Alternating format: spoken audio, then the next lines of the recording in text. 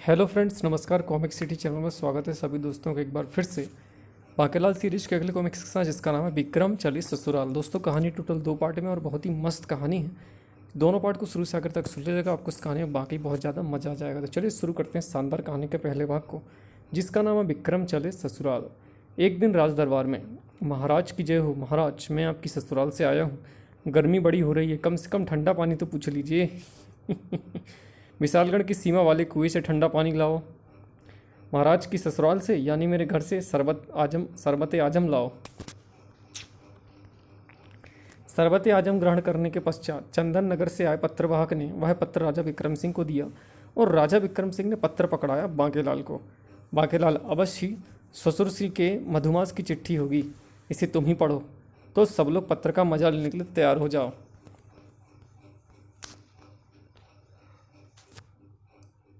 अरे मुबारक हो महाराज, चंदन सिंह जी मधुमास से जिंदा लौट आए हैं। क्या नाना श्री लौट आए? ये क्या लिखा है? राजभोज में बुलाने वाली बात, इसे हजम कर जाता हूँ। हाँ भतीजे, इसी खुशी में राजभोज का आयोजन किया जा रहा है, जिसका निमंत्रण महाराज चंदन सिंह बाद में भेजेंगे। महाराज पत्रवाहक आज्ञा लेकर वहीं से चला गया। सभा समाप्त होते ही बांकेलाल की शैतानी खोपड़ी चुलबुलाने लगी। अच्छा अफसर है बांकेलाल, फेंक दे अपना पासा और चल दे अपनी चाल। बहुत सोचा बांकेलाल ने, याहू, बन गई मेरी योजना। अब मैं मुच्छड़ और उसके परिवार का खात्मा एक एक करके करूंगा। बांकेलाल ने जल्दी से अस्तबल पहुंचकर घोड़ा निकाला और सबसे पहले मैं विशालगढ़ के उत्तराधिकारी का ही खात्मा करूंगा, ताकि मुच्छड़ की मृत्यु के बाद मेरे राजा बनने की राह गंजे की मांग की तरह सफाचट व चिकनी हो। और फिर चल बादशाह, दौड़ लगा केसर नगर की ओर, जहां मुझे रचना है षड्यंत्र। क्या? अब एक कया तने? अरे कमबख्त, जिस थाल में खाबे है उसी में छेद कर लग रही है ऐसे गुर्र पर। मैं भी क्या कर सकूं? जल्दी ही बांकेलाल चंदनगढ़ के पड़ोसी राजा केसर नगर के राजमहल में जा पहुंचा। महाराज के सर, मेरा मतलब केसर सिंह जी, बांकेलाल का प्रणाम। बांकेलाल, तुम विशालगढ़ से यहाँ क्या लेने आए हो? कद्दू? मैं कुछ लेने नहीं आया महाराज, बल्कि देने आया हूँ एक समाचार। फड़कता हुआ महाराज, आप भी सुनोगे तो फड़क उठेंगे, तो फिर जल्दी से फड़काओ। वैसे मेरी बाई आंख तो सुबह से ही फड़क रही है। महाराज, आपका जानी दुश्मन चंदन नगर का राजा चंदन सिंह मधुमास मनाकर वापस लौट आया है। यह सुनते ही राजा केसर सिंह की त्योरियां के बल पड़ गए। पूरे तन बदन में जैसे आग लग गई। क्रोध से वह थरथर कांप उठा और रोंगटे ऐसे खड़े हो गए जैसे कमान पर तीर। चंदन सिंह का नाम सुनते ही मुझे कुछ कुछ होने लगता है। मुझे पता है आप उसके जानी दुश्मन हैं, इसलिए तो आपके पास आया हूँ महाराज। राजा केसर सिंह गुस्से से पागल हो गया। महाराज जी, आप क्या कर रहे हैं? चंदन सिंह का नाम सुनकर मैं गुस्से से पागल हो जाता हूँ। चल, केसर सिंह को जब भी भयानक क्रोध आता था तब वो ऐसे ही अपने वस्त्र फाड़ता था। महाराज, अभी पूरा नहीं हुआ है समाचार, अभी पूरा नहीं हुआ महाराज, थोड़े वस्त्र बचा के रखिए। चंदन सिंह ने वापस लौटने की खुशी में भोज का आयोजन कर रहा है और उसमें शामिल होने आ रहा है चंदन सिंह का नाती मोहक सिंह।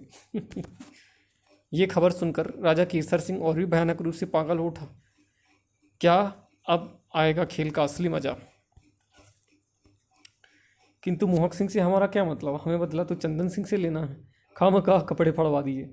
मैं खामखा कोई काम नहीं करता महाराज। ज़रा दिमाग लगाएंगे तो आपके नए वस्त्र भी फाड़ डालेंगे। वो कैसे? अबे लठ, अगर आप मोहक का हरण कर लें तो बदले में चंदन से जो मांगेंगे आपको मिलेगा, मतलब फिरौती। और मोहक सिंह को अकेले भेजने का इंतजाम मैं कर ही दूंगा। वो मारा और दूसरे ही पल मैं राजकुमार मोहक सिंह का हरण करूंगा। बदला, भयानक बदला। मगर बांकेलाल, तुमने नहीं बताया कि इसमें तुम्हारा क्या फ़ायदा है? अरे ये क्या कर रहे हो? मेरे कपड़े क्यों फाड़ रहे हो?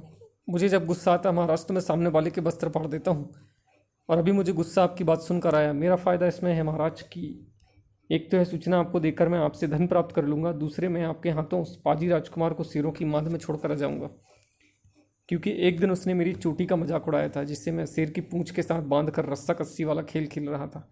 और मेरा फ़ायदा ये होगा कि मुझे मेरी बहन की खुशियाँ वापस मिल जाएंगी, चाहे मोहक चंदन सिंह को जिंदा मिले या ना मिले, मुझे मंजूर है। इस प्रकार षड्यंत्रों के ताने वाने बुने जाने लगे। फिर अगले दिन बांकेलाल पहुंचा विशालगढ़ के राज दरबार में और लीजिए महाराज, चंदन नगर से निमंत्रण पत्र भी आ गया। और महाराज, आपको नहीं बुलाया। मेरा मतलब महाराज चंदन सिंह ने केवल आपके नाती मोहक सिंह को भोज में शामिल होने का निमंत्रण भेजा है, क्योंकि वो कम खाता है। वाह, अब तो खूब मज़ा आएगा, मैं वहाँ ज़रूर जाऊँगा। मज़ा तो मुझे भी आएगा, क्योंकि ये नकली पत्र मैंने ही भेजा है। हम भी जाएंगे। अवश्य महाराज, ससुराल में तो बिना बुलाए ही जाते हैं। हरगिज नहीं महाराज, बिन बुलाए मैं आपको नहीं जाने दूंगा। किंतु यह सुनते ही सुवर्णलता का क्रोध बढ़ गया था। और पिताश्री माताश्री ठीक कहती है, फिर आप वहाँ जाकर क्या करेंगी? नानाश्री ने मुझे ही बुलाया तो मुझे ही जाने दें। राजकुमार ठीक कहते हैं महाराज, भोज पर बिन बुलाए जाना उचित ना होगा। तब सर्वसम्मति से मोहक सिंह को ही भेजा जाना तय हुआ। पुत्र अपना ध्यान रखना, नानाश्री को तंग मत करना। तंग नहीं करूंगा माताश्री, मगर उन्हें अपना घोड़ा तो जरूर बनाऊंगा। वाह, खूब मजा आएगा जब मैं अपने घोड़े को चाबुक मारूंगा। लात मारने से भी घोड़े गति चल पड़ते हैं भतीजे। आए तड़ाक। सेनापति, तुमने मुझे लात क्यों मारी? बुरा मत मानो बाकेलाल, मैं तो तुम्हारी बात की सच्चाई जांच रहा था। अरे मगर सैनिक कहाँ है? मेरा पुत्र क्या रथ में अकेला चंदन नगर जाएगा? सैनिकों की क्या जरूरत है महाराज? राह में बस एक चीतों वाला जंगल ही तो पड़ता है। डरने की कोई बात नहीं महाराज, आप निश्चिंत रहिए। पिताश्री, आप भूल रहे हैं कि मैंने एक तेंदुआ मारा हुआ है। मोहक सिंह ने एक तेंदुआ मारा था। मैं हूँ बाकेलाल कॉमिक्स में। सारथी, रथ दौड़ाओ, वहीं कहीं कहीं मुझे भेजने का इनका विचार न बदल जाए। मोहक सिंह विशालगढ़ से चंदनगढ़ की ओर रवाना हुआ, लेकिन अगले ही दिन, महाराज की जय हो, मुझे महाराज चंदन सिंह ने पत्र ये भेजा है। मुझे चंदन सिंह ने भेजा है पत्र देकर। पापा, पत्र? जरूरी है, हमारे लिए भी निमंत्रण पत्र होगा। बुड्ढा भुलक्कड़ है, पहले भूल गया होगा, फिर पत्र लिखकर पहले भूल गया होगा। बाकेलाल, पत्र पढ़ो, इसमें जरूर मोहक के अपहरण की खबर होगी। और पढ़ते ही मन ही मन खुशी से उछल पड़ा बाकेलाल। अब बाकेलाल, मुबारक हो, अपने मोहक का हरण हो गया। बाकेलाल, पत्र में क्या लिखा है? किंतु प्रत्यक्षतः बाकेलाल ने बनाई रोनी सी सूरत। मम्मा महारानी, गजब हो गया, भतीजे मोहक को चंदन सिंह के जानी दुश्मन कीसर सिंह ने अगवा कर लिया है। नहीं, उफ, क्या? बाकेलाल, पत्र मुझे दे दो। स्वर्णलता के आंसू बहे तो फिर रुकने का नाम न ली। वह पत्र पढ़ने लगी। पुत्री दामाद श्री आयुष्मान, बड़े दुख के साथ सूचित कर रहा हूँ कि मेरे नाती मोहक सिंह पुत्र विक्रम सिंह का मेरे जानी दुश्मन राजा केसर सिंह पुत्र बचेर सिंह ने हरण कर लिया है और फिरौती में मांगा है भानुमति से मेरा तलाक। अब तुम ही बताओ कि मैं क्या करूं? तलाक दिया तो भानुमति के सातों पुत्र मुझे सिलबट्टे पर रखकर मी चटनी पीस डालेंगे, और फिर मेरे ताजे बच्चे कंगन सिंह पुत्र चंदन सिंह का क्या होगा, जो हकीम लुकमान पुत्र सुकुमान की कृपा से पैदा हुआ। आने की जरूरत नहीं, पत्र से अपनी बहुमूल्य राय भेज दें। तुम्हारा अभागा पिता चंदन सिंह पुत्र पीड़ा सिंह। बहु। पत्र पढ़ते ही स्वर्णलता खसगस खाकर गिर पड़ी। आहे, ओह पुत्र मोहक सिंह, स्वर्णे की होया, कहीं जिंदगी से तलाक तो नहीं ले लिया? राजवैद्य को बुलाओ, ताकि जो थोड़ी बहुत सांसें हो, वह वैद्य से अपनी दवा से बंद कर दी। राजवैद्य सिर के बल दौड़ाया, महारानी का निरीक्षण किया। महाराज, उन्हें मिर्गी का दौरा पड़ा लगता है।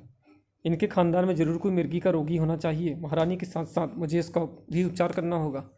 महामंत्री ने जैसे ही जल के छींटे महारानी के चेहरे पर छिड़के की। ओह महाराज, पुत्र को बचाइए। किंतु महाराज, फिर तो महाराज चंदन सिंह को तलाक देना होगा, और ये उनके साथ अन्याय होगा। महाराज सत्तों यानी अपने 7 सौतेले बेटों के हाथों बेमौत मारे जाएंगे। तब फिर क्या किया जाए? मेरे विचार में तो आपको सेना लेकर चंदन नगर जाना चाहिए, ताकि महाराज चंदन सिंह के साथ मिलकर दुश्मन पर चढ़ाई कर सकें। इतनी सी बात के लिए युद्ध की क्या जरूरत है महाराज? युद्ध में कितने सैनिक खामखा मारे जाएंगे। महाराज चंदन सिंह को तलाक दे देना चाहिए। महाराज, मेरा पुत्र, उसे बचाइए, मुझे चंदन नगर ले चलिए। धैर्य रखो रानी, हम तुम्हें चंदन नगर ले चलेंगे। किंतु महाराज, बिन बुलाए कैसे जाएंगे? सेनापति, सेना भोज में शामिल होने नहीं जा रही है। फिर क्या फायदा? तब महामंत्री की राय मानी गई। विक्रम सिंह ने राज्य की जिम्मेदारी अपने लौटने तक महामंत्री को ही सौंप दी। चंदन नगर की ओर कूच करो। मैं तो पहले ही कह रहा था कि महाराज की भतीजे मोहक को अकेला मत भेजिए। राह में चीतों का जंगल है। चीतों से मेरा मतलब ऐसे ही खतरों से था, पर मेरी बात कोई समझता ही नहीं। ओह मेरा लाल, दुखी ना हो रानी। आपका लाल तो आपके साथ ही है, मेरा मतलब बाकेलाल। इधर चंदन नगर में हड़कंप मचा हुआ था। महाराज, महाराज, गजब हो गया। क्या हुआ सेनापति? कहीं मेरा दामन तो नहीं आ गया? उफ। महाराज, दुश्मन विशाल सेना लिए चंदन नगर पर चढ़ाई कर रहा है। क्या? सुनो जी, मुझे मेरे बेटे के साथ कुछ दिनों के लिए मायके भेज दो, बच जाओ तो आप वापस बुला लेना। जबकि चंदन सिंह के कान जैसे युद्ध की आशंका से ही बहरे हो चले थे। सेनापति, दुश्मन को यह समझाओ कि मेरे जोड़ों का दर्द ठीक होते ही मैं बाद में युद्ध करूंगा, कोई ज़बरदस्ती नहीं युद्ध की। हाँ, मैंने उससे बात बहुत समझाई महाराज कि दोनों टांगें कब्र में लटकी पड़ी हैं। वो तो आपके जोड़ तोड़ने के लिए बढ़ा ही चला आ रहा है। तभी एक सैनिक और वहां आ पहुंचा। महाराज, घबराने की कोई ज़रूरत नहीं। जिसे हम दूर से दिखने पर दुश्मन की सेना समझ रहे थे, वो तो दरअसल दामाद श्री विक्रम सिंह जी हैं, जो अपनी सेना के साथ महल की ओर आ रहे हैं। क्या? अरे तो कमबख्तों से खदेड़ा क्यों नहीं? उफ।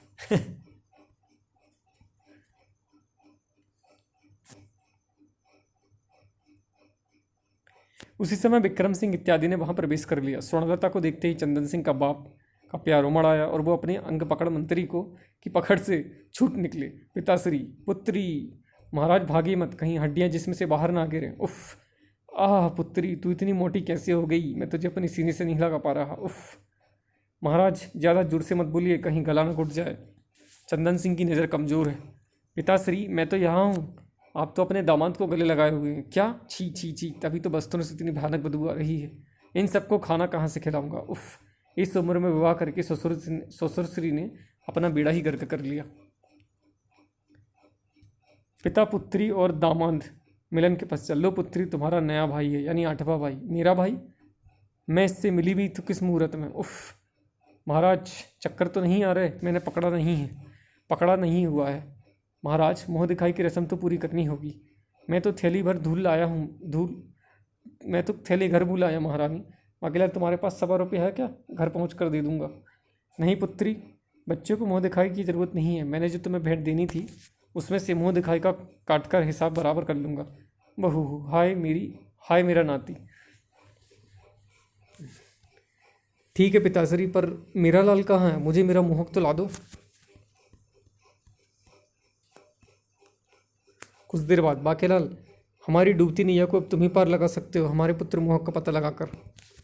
बाकेलाल, जल्दी जाओ ना, मेरा कलेजा बैठा जा रहा है। ना जाने मेरा पुत्र किस हाल में होगा। बाकेलाल, जल्दी जाकर मोहक की खोज करो।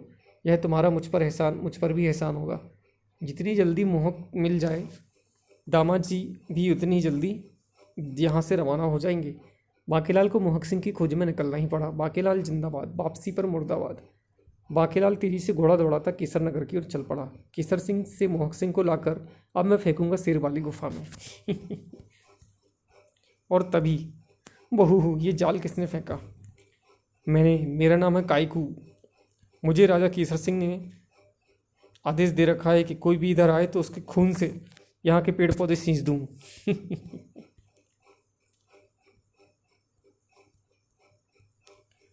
और अब मैं बाहर निकालता हूँ छोटा खूनी, धारा लगा लूँ। बहू, अब क्या करूँ? ये कायकू तो मेरे खून से पेड़ पौधे सींचने की तैयारी कर रहा है। क्या देख रहा है मेरा गंडासा? इसकी एक ही चोट से बड़े बड़े किले ध्वस्त हो जाते हैं। इसका नाम मैंने रखा है छोटा खूनी। धार लगा लूँ। तो चलिए दोस्तों, सेकंड पार्ट में आप बाकी की स्टोरी एंजॉय कीजिएगा। फर्स्ट पार्ट यहाँ पर मैं खत्म कर रहा हूँ। चैनल पर नए सब्सक्राइब जरूर कर लीजिएगा। Thank you so much. Second part में आपको साथ में वीडियो प्लेलिस्ट मिल जाएगा बाकेलाल सीरीज की। Thank you so much.